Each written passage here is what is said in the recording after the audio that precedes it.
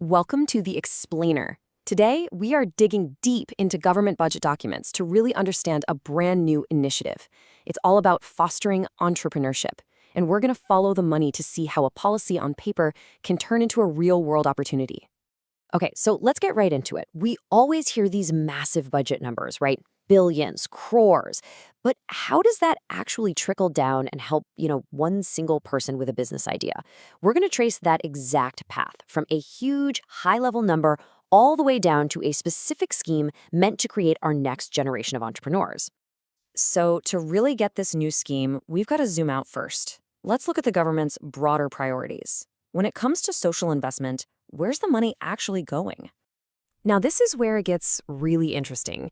You can see how the social spending is broken down. Of course, you've got huge chunks for things like employment and disaster relief. But look at that really significant slice of the pie right there, over 10,000 crore rupees, set aside specifically for the welfare of SC, ST, OBC, and minorities. That tells you there's a very clear, very focused policy at play. I mean, the scale we're talking about here is just immense. And it's from within these huge pots of money that these really specific, life-changing schemes are actually born.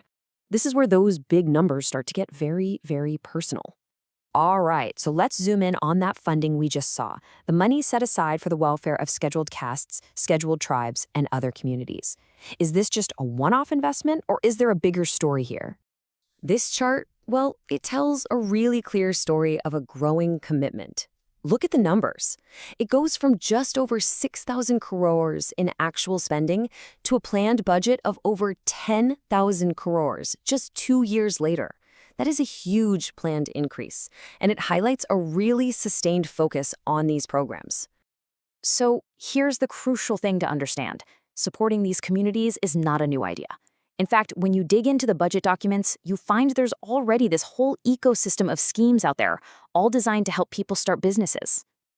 And these programs, they cover a lot of ground. You've got things like the National SE/ST Hub, which is all about coordination and skill building.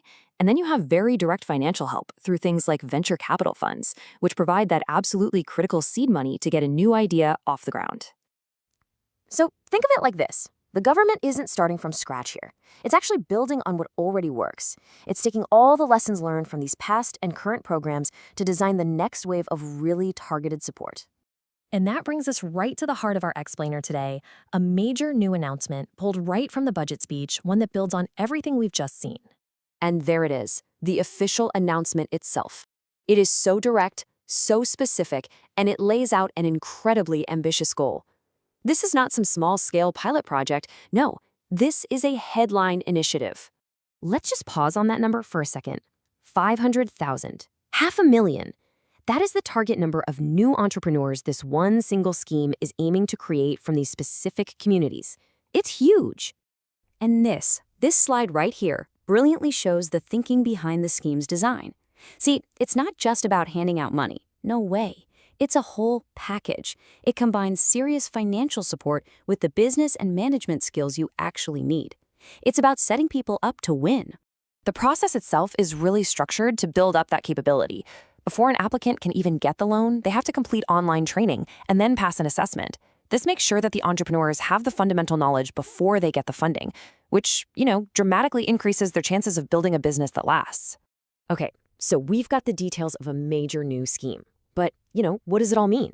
So what? How does a loan program connect to these really big ideas of social justice and even public health? Well, let's connect the dots. To understand the real impact here, we kind of have to think like the government's own planners. And they make this key distinction between outputs and outcomes. And output is the tangible thing you can count, like the number of loans. But an outcome? Well, that's the real-world change you're actually trying to create. And this comparison is absolutely crucial. The loan itself is just the tool. That's the output. But the real goal, the intended outcome, is so much bigger. We're talking about empowerment, job creation, and a real, tangible shift in the social and economic well-being for entire communities. And this is really where it all comes together. See, when people have financial stability, when they have control over their own livelihoods, it creates this proven ripple effect. It impacts everything from better education for their kids and better nutrition on the table, all the way to improved access to healthcare. Economic health and community health are deeply, deeply connected. So, after unpacking this corner of the budget, we can see the clear intent to use financial policy not just for some abstract economic growth, but as a direct tool for social justice. The ultimate success of this really ambitious scheme won't be measured just in crores of rupees handed out, but in the 500,000 lives it is setting out to transform.